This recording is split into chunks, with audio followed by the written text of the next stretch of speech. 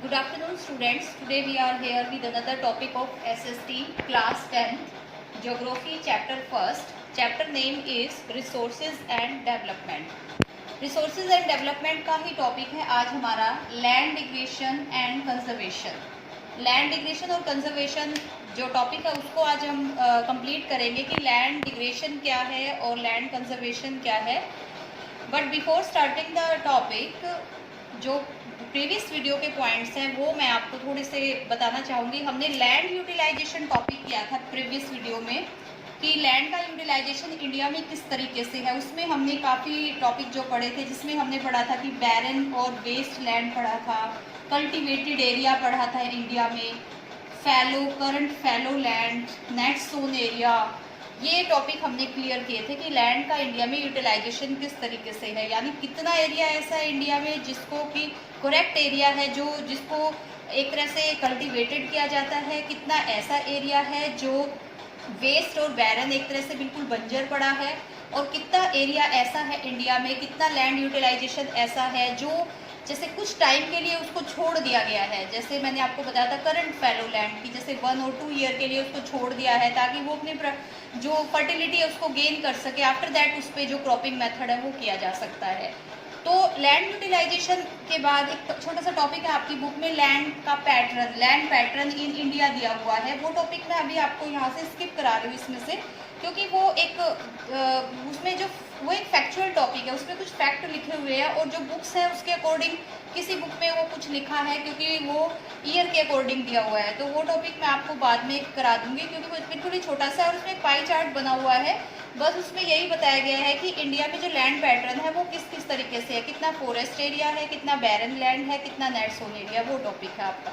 Next उससे आपका another topic है वो है लैंड डिग्रेशन. देखो लैंड का यूटिलाइजेशन करने से क्या हो रहा है, एक तरह से अगर हम एक्सेस में लैंड का यूटिलाइजेशन कर रहे हैं तो क्या होता है, एक टाइम पे लैंड जो है वो अपनी क्वालिटी को खो देती है, यानी जो उसके अंदर फर्टिलिटी है, जो प्रोडक्टिविटी है उसके अंदर वो कम हो जाती है. देखो land digression is a process through which the land become unfit for cultivation. यानी लैंड डिग्रेशन यानी लैंड जो है वो अपनी क्वालिटी को खो रही है और इससे क्या हो रहा है, वो कल्टीवेशन के लिए अनफिट हो रही है. एक तरह से कल्टीवेशन वर्क यानी कि जो क्रॉप प्रोडक्टिविटी है वो उस पर कम हो जाती है. इसी को हम लैंड डिग्रेशन कहते हैं, यानी लैंड का लैंड का अपनी क्वालिटी को खो देना. अब देखो लैंड डिग्रेशन जो है यानी कि लैंड अपनी प्रोडक्टिविटी खो रही है, वो प्रोडक्टिव नहीं है. अब उसके पीछे क्या रीज़न है, एक तो उसके पीछे मैंने आपको स्टार्टिंग में ही मैं आपको बता रही थी, महात्मा गांधी की कोटेशन को याद रखना, ग्रिड यानी ह्यूमन ग्रिड, जो ह्यूमन का लालच है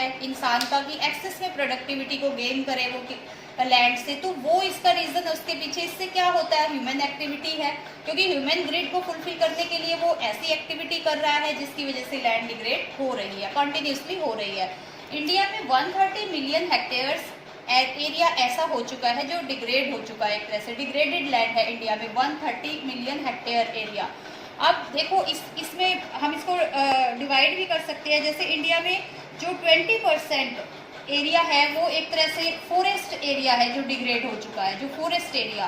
तो फॉरेस्ट एरिया डिग्रेड कैसे होगा, जैसे कि डिफॉरेस्टेशन, इसके डिफॉरेस्टेशन की वजह से, या ओवर ग्रेजिंग होती है फॉरेस्ट एरियाज में, या फॉरेस्ट का जैसे एक्सेस में यूज़ करते हैं किसी न किसी तरीके से, तो उसकी वजह से जो फॉरेस्ट एरिया है वो डिग्रेड हो रहा है. इसके अलावा 56% एरिया, जो 56% एरिया है वो वाटर इरोडेड एरिया माना जाता है, एक तरह से वाटर की वजह से, जिसमें कि कुछ तो वाटर इरोडेड की वजह से जो एरिया है वो अनप्रोडक्टिव हो रहा है. दूसरा इसमें से जो माइनिंग एक्टिविटीज़ हैं, माइनिंग एक्टिविटीज़ जो होती है एक तरह से इंडस्ट्रियलाइजेशन जैसे जैसे बढ़ रहा है उसकी वजह से जो सैलिन और एल्काइन वाटर है वो क्या होता है, वो भी लैंड डिग्रेड का कारण बन रहा है. तो ये रीज़न है इसके पीछे, इनको हम थोड़ा सा डीपली ले लेते हैं. देखो फर्स्ट रीज़न क्या है इसमें, जैसे माइनिंग एंड क्वायरिंग, वही बात आ गई पहले वाली कि इंडस्ट्रियलाइजेशन, जो रैपिड ग्रोथ ऑफ इंडस्ट्रियलाइजेशन है उसकी वजह से क्या हो रहा है, माइनिंग और क्वायरिंग हो रही है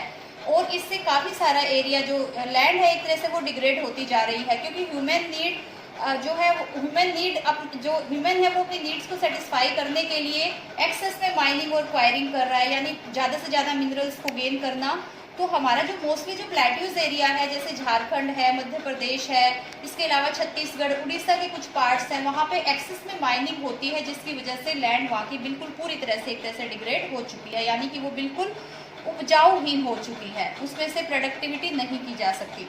उसके बाद ओवर ग्रेजिंग बाय एनिमल, बहुत सारे ऐसे स्टेट है हमारे यहाँ पे, जैसे गुजरात है, राजस्थान है, जम्मू एंड कश्मीर है, इसके अलावा महाराष्ट्र के भी काफ़ी सारे पार्ट्स हैं जहाँ पे ओवर ग्रेजिंग होती है। एक तरह से ओवर ग्रेजिंग की वजह से भी जो लैंड है वो डिग्रेड हो रही है, क्योंकि आपको पता है जो सॉयल को कंटेन कर, एक सॉयल को जो है बिल्कुल बांध के रखते हैं प्लांट्स, छोटे छोटे प्लांट जो है वो सॉयल को बांध करके रखते हैं, और उससे जो सॉयल इरोजन कम होती है।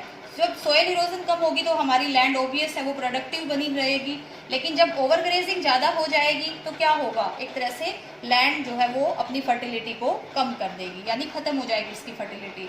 नेक्स्ट इसमें deforestation and careless management of forest, ये भी ऑब्वियस है, इसका एक रीज़न है लैंड डिग्रेशन का, कि एक्सेस में जब पेड़ों को काटा जाता है या फॉरेस्ट मैनेजमेंट अच्छे तरीके से नहीं किया जाता तो वो भी लैंड डिग्रेशन का रीज़न बनता है। उसके बाद नेक्स्ट हमारा है water logging due to over irrigation. देखो हमारे यहाँ पे जैसे पंजाब हरियाणा में क्या होता है, मैंने आपको बताया था ग्रीन रेवोल्यूशन के द्वारा क्या हुआ था, यहाँ पर जो एग्रीकल्चर की जो फैसिलिटी बढ़ी है उसकी वजह से क्या हो रहा है कि ज़्यादा से ज़्यादा क्रॉप गेन करनी है, अब इससे इरिगेशन जो है वो काफ़ी बढ़ गई है, तो ओवर इरिगेशन के कारण क्या होता है, वाटर लॉगिंग की प्रॉब्लम हो जाती है, जैसे पानी का जमाव हो जाता है एक जगह पर, उससे क्या होता है जो सॉइल होती है या जो अर्थ होती है हमारी वो प्रॉपरली एक तरह से ब्रेथ नहीं ले पाती, तो और वो अपनी जो प्रोडक्टिविटी को गेन करने का टाइम होता है उसका वो नहीं कर पाती, जिसकी वजह से भी जो लैंड डिग्रेशन जो है हो रहा है, वाटर लॉगिंग भी इसका रीज़न है।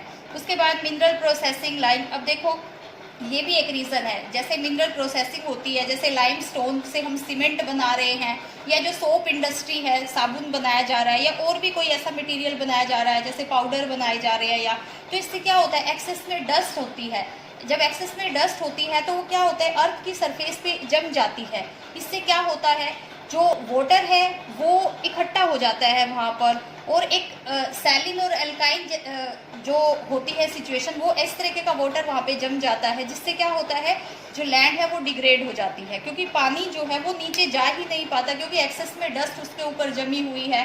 तो मिनरल प्रोसेसिंग जब एक्सेस में होती है तो भी लैंड डिग्रेशन का कारण बनता है। इसके अलावा इंडस्ट्रियल इफ्लुएंट्स होते हैं, यानी जो इंडस्ट्रियल वेस्टेज है उनका प्रॉपर मैनेजमेंट नहीं होता, इसकी वजह से भी जो लैंड डिग्रेशन है वो हो रही है। नेक्स्ट स्टूडेंट देखो लैंड डिग्रेशन के रीज़न क्या है वो हम पढ़ चुके हैं, ये मेनली रीज़न दिए हुए हैं, बहुत सारे रीज़न मैंने आपको बता दिया है। अब हम इस प्रॉब्लम, ये बहुत बड़ी प्रॉब्लम है कि हमारी लैंड जो है वो डिग्रेड हो रही है, एक तरह से अपनी फर्टिलिटी खत्म कर रही है, अपनी प्रोडक्टिविटी खत्म कर रही है। अब ऐसे कौन से स्टेप्स हैं which can be taken to control this huge problem, हम इस प्रॉब्लम को कैसे कंट्रोल कर सकते हैं, क्योंकि लैंड डिग्रेशन एक छोटी प्रॉब्लम नहीं है, ये बहुत बड़ी प्रॉब्लम है, क्योंकि आप सोच सकते हैं कि लैंड जो है वो इतनी इम्पोर्टेंट है हमारे लिए कि हमारी हर तरह की एक्टिविटी उसी के ऊपर पॉसिबल है या उसके थ्रू ही जुड़ी हुई है। अगर लैंड इस तरह से धीरे धीरे डिग्रेड होती चलेगी तो एक टाइम ऐसा आएगा कि हम जो हमारी बेसिक नीड्स है हम उनको भी फुलफिल नहीं कर पाएंगे। तो इसके लिए क्या क्या स्टेप उठाए जा सकते हैं, सबसे पहले तो एफोरेस्टेशन है, बेसिक सा पॉइंट है, सबको पता है कि ज़्यादा से ज़्यादा पेड़ लगाएं। एफोरेस्टेशन को बढ़ाने से जो है लैंड डिग्रेशन को ख़त्म किया जा सकता है, कम किया जा सकता है। Restricted grazing land of animals, हम जो ग्रेजिंग लैंड एरिया है उस पर थोड़ा सा रिस्ट्रिक्शन लगा सकते हैं, क्योंकि एक्सेस में जब ग्रेजिंग होती है, लैंड ग्रेजिंग होती है तो उसके थ्रू भी लैंड डिग्रेशन ज़्यादा फैलती है। उसके बाद हम कंस्ट्रक्टिंग डैम्स कर सकते हैं, यानी हम डैम्स बना सकते हैं, क्योंकि जो रिवर्स होती है उनका जो पानी बहता फ्लो में बहता है वो भी जो है सॉइल इरोजन का कारण बनता है, उससे भी जो लैंड फर्टिलिटी कम होती है। अगर हम डैम्स को कंस्ट्रक्ट करके जो वाटर को स्टोर करेंगे तो उससे हम लैंड डिग्रेशन को काफ़ी हद तक कम कर सकते हैं। कंट्रोल ऑफ माइनिंग एक्टिविटीज़, हमें जो एक्सेस में माइनिंग एक्टिविटीज़ हैं उनको कंट्रोल में करना चाहिए या उनकी प्रॉपर मैनेजमेंट होनी चाहिए, क्योंकि जो इंडस्ट्रियल वेस्टेज होता है अगर उसकी प्रॉपर मैनेजमेंट होती है कहीं ना कहीं तो भी हम लैंड डिग्रेशन को काफ़ी हद तक कम कर सकते हैं। अगर हम एग्रीकल्चर में देखें थोड़ा कि अगर हमने एग्रीकल्चर जो पार्ट है हमारा उसमें लैंड डिग्रेशन को कम करना है तो उसके लिए हम क्रॉप रोटेशन कर सकते हैं। ये नहीं है कि हम एक ही क्रॉप को लगाए जा रहे हैं, तो हम क्रॉप रोटेशन करके भी लैंड की फर्टिलिटी को बढ़ा सकते हैं। दूसरा, जो हिली एरियाज़ होते हैं वहाँ पे ट्रेसिंग होती है, एक तरह से जो ट्रेस फार्मिंग होती है, या काउंटर बॉन्डिंग के द्वारा हम लैंड डिग्रेडेशन को काफ़ी हद तक कम कर सकते हैं। उसके बाद हम शिफ्टिंग कल्टीवेशन को ख़त्म करके भी, जो ट्राइबल एरियाज़ होते हैं वहाँ पे जो शिफ्टिंग कल्टीवेशन होती है वो भी काफ़ी हद तक लैंड डिग्रेडेशन का रीज़न होती है, तो उसको हम ख़त्म करके या उसको कम करके भी हम लैंड डिग्रेडेशन जैसी प्रॉब्लम से छुटकारा पा सकते हैं।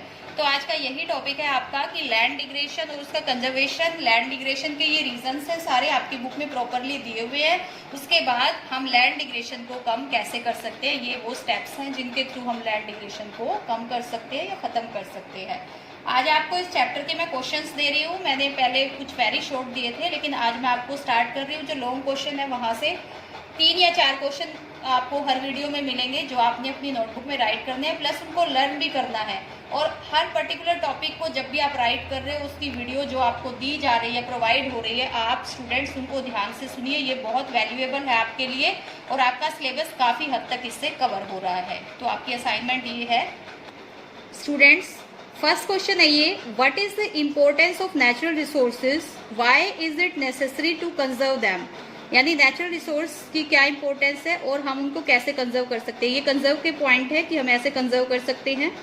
नेक्स्ट क्वेश्चन है आपका, what are the ways to classify resources. Starting वाला टॉपिक था ये, हम रिसोर्सेज को कितने जो पार्ट है उनमें डिवाइड करते हैं on the basis of origin, exhaustibility मैं आपको बढ़ा चुकी हूँ। ये सेकेंड क्वेश्चन है आपका। नेक्स्ट क्वेश्चन है आपके, नेक्स्ट क्वेश्चन है, explain the classification of resources on the basis of exhaustibility, renewable, non-renewable. Next is explain the classification of resources on the basis of origin, biotic, abiotic. ये reason से ये divide किए हुए हैं points, इनको right करना है। ये बायोटिक है, ये बायोटिक है।